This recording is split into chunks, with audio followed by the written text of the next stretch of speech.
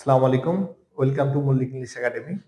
Deer student, আজকে আমরা আলোচনা করব সিম্পল কমপ্লেক্স নিয়ে। মূলত সিম্পল কমপ্লেক্স কম্পাউন্ড এরা হচ্ছে স্ট্রাকচার অনুযায়ী সেন্টেন্সের প্রকারভেদ। তো প্রথমে দেখে নেওয়া যাক সিম্পল সেন্টেন্সটা কি। সিম্পল সেন্টেন্সে মূলত একটা সিঙ্গেল সাবজেক্ট এবং সিঙ্গেল ভার্ব থাকবে। সিম্পল সেন্টেন্স সিম্পল সেন্টেন্সে সিঙ্গেল সাবজেক্ট এবং সিঙ্গেল ভার্ব থাকবে। দেন হচ্ছে কমপ্লেক্স সেন্টেন্সটা কি। কমপ্লেক্স সেন্টেন্সে একাধিক সাবজেক্ট ভার্ব থাকবে।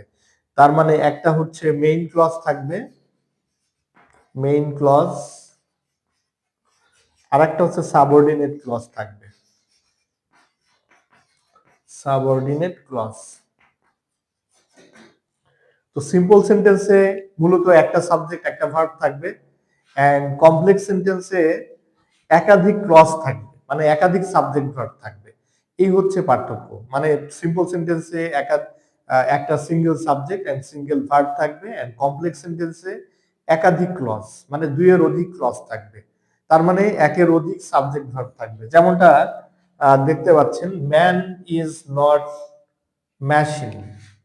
এখানে ম্যানটা হচ্ছে সাবজেক্ট, ইজ নটটা হচ্ছে ভার্ব, ম্যাশিন অবজেক্ট বা কমপ্লিমেন্ট। তো এটাকে যখন কমপ্লেক্স করতে যাব তখন আমাদেরকে একাধিক সাবজেক্ট ভার্ব আনতে হবে। এখানে যেহেতু আমরা সাবজেক্টকে আইডেন্টিফাই করতে পারতেছি না যে আর একটা কি সাবজেক্ট আইডেন্টিফাই করব, আর একটা কি সাবজেক্ট মেক করব, তো দ্যাটস ওয়াই এখানে আমরা ইট নিচ্ছি। ইটটা হচ্ছে এখানে সাবজেক্ট, রাইট, এবং ইজটা হচ্ছে এখানে ভার্ব। আবার দেখেন হুটা সাবজেক্ট, ইজটা ভার্ব। এই বাক্যে একাধিক সাবজেক্ট ভার্ব আছে। It is man who is not mashing, এটা কমপ্লেক্স হয়ে গেল। কমপ্লেক্সের শর্ত হচ্ছে এখানে দুটা ক্লজ লাগবে, একটা হচ্ছে মেইন ক্লজ, একটা সাবঅর্ডিনেট ক্লজ, আর একটা যেমন দেখেন হু ইজ নট ম্যাশিং, এটা একটা subordinate clause. It is man, এটা একটা মেইন ক্লজ। তার মানে এই বাক্যটা কমপ্লেক্স। আবার দেখেন হেলথ ইজ ওয়েলথ, এখানে হেলথটা সাবজেক্ট, ইজটা ভার্ব। এখন এটাকে যদি আমরা কমপ্লেক্সে রূপান্তর করতে যাই আমাদেরকে আবারও ইট আনতে হবে। যেমন ইট ইজ হেলথ, এটা একটা main clause. Which is well, এটা একটা সাবঅর্ডিনেট ক্লজ।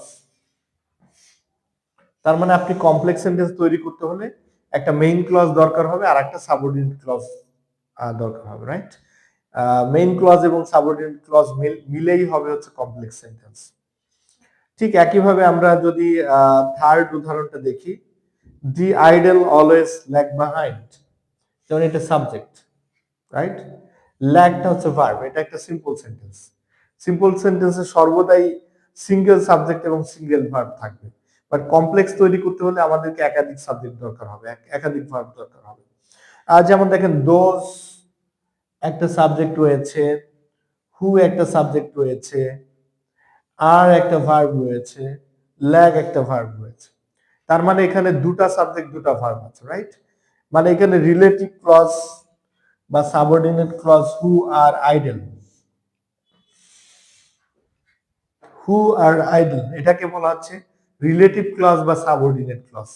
মানে যে ক্লজটা যখন অ্যাডজেক্টিভের কাজ করে তখন মূলত তাকে রিলেটিভ ক্লজ বলে, এবং এগুলো মূলত সাবজেক্টের পাশাপাশি বসে। যেমন দেখেন দোজ এর পাশে বসছে, দোজ হু আর আইডল।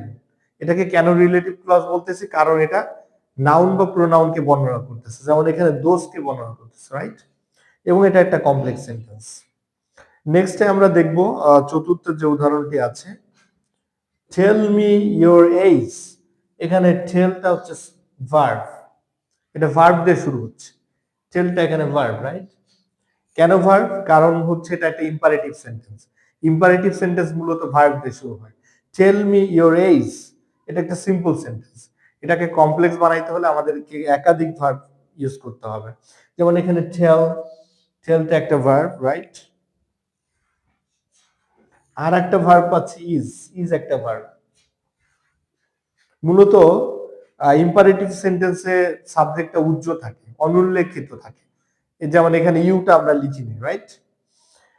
তো এটাকে কমপ্লেক্স বানাইলে tell me what your age is, what your age is, দেখছেন কিনা, হোয়াট ইওর এজ ইজ, এই যে এইটাকে একটা আমরা সাবঅর্ডিনেট ক্লজ বলবো। ক্লজ এবং কোশ্চেনের মধ্যে তফাৎ আছে। ধরেন আমি যদি বলতাম হোয়াট ইজ ইউর নেম, এটা কি হয়ে যেত, এটা কি হতো, এটা কোশ্চেন হতো। বাট আমি লিখছি কি what your age is, what is your age, not what is your age. What is your age বললে সেটা বেসিক্যালি একটা কোশ্চেন হয়ে যাবে। বাট এখানে আমাদেরকে ক্লজ লিখতে হবে, সাবঅর্ডিনেট ক্লজ। তো সাবঅর্ডিনেট ক্লজ আমরা কিভাবে লিখি, মূলত একটা কনজাংশন থাকবে, শুরুতে কি থাকবে, একটা কনজাংশন থাকবে, কনজাংশন থাকবে, দেন একটা সাবজেক্ট থাকবে, দেন ভার্ব। এইভাবে হচ্ছে সাবঅর্ডিনেট ক্লজ তৈরি করি, একটা কনজাংশন লিখি, দেন একটা সাবজেক্ট লিখি, একটা ভার্ব লিখি। নেক্সটে আমরা দেখব লাস্ট যে উদাহরণটা আছে, there is cinema to delight in the evening. এখানে দেখেন ইন দ্য ইভিনিং, এটা মূলত একটা ফ্রেজ আকারে আছে, এটাকে আমরা একটা ক্লজে তৈরি করব। যেমন when it is evening, এটা একটা ক্লজ, right? there is cinema to delight, এটা এটা আরেকটা ক্লজ। মানে এখানে দুটো ক্লজ আছে, একটা আছে সাবঅর্ডিনেট ক্লজ, যেমন when it is evening, এটা হচ্ছে একটা সাবঅর্ডিনেট ক্লজ। মূলত কমপ্লেক্স সেন্টেন্সে একটা মেইন ক্লজ থাকবে এবং একটা সাবঅর্ডিনেট ক্লজ থাকবে। আর সিম্পল সেন্টেন্সে কি, জাস্ট একটা সাবজেক্ট এবং একটা ভার্ব থাকবে।